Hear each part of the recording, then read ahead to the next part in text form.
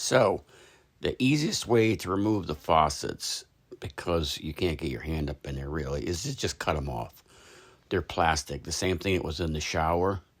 There's two metal nuts underneath, but it's all nylon. So just take the multi-tool, chop right through the plastic, and pop them off. I tried to unscrew them, but you can't really get a wrench on in there, which makes it really hard to tighten them back up. But I found that was the best way to do it. I should have put something down to protect the sink a little bit, kind of scratched it up, but I think I could just hit some steel wool or some 220 and probably just iron that out. So then I cut a hole in the salon for an access panel. You can see it's going to be below the cushion line.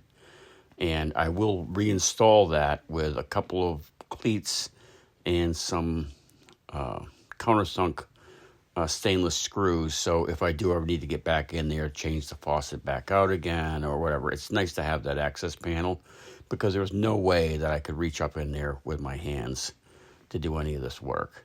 There's just the sink. It's just no room. So hopefully made a pretty clean cut with the multi-tool. And then I'll just put, like I said, a couple of wooden cleats on the inside. I'll probably glue them. There's a partition on the left-hand side. I'll just glue it to the back panel on the other side. And then reattach the panel for later. But there was really no other way to do it. We looked it all over. And, you hate to cut a hole in your boat. But at the same point, you also hate to have some gross old faucets from 1993 that need to be replaced that you can't replace. So pop the panel out. And you can see, presto changeo. Not great camera work, sorry. But there's everything we need to get to.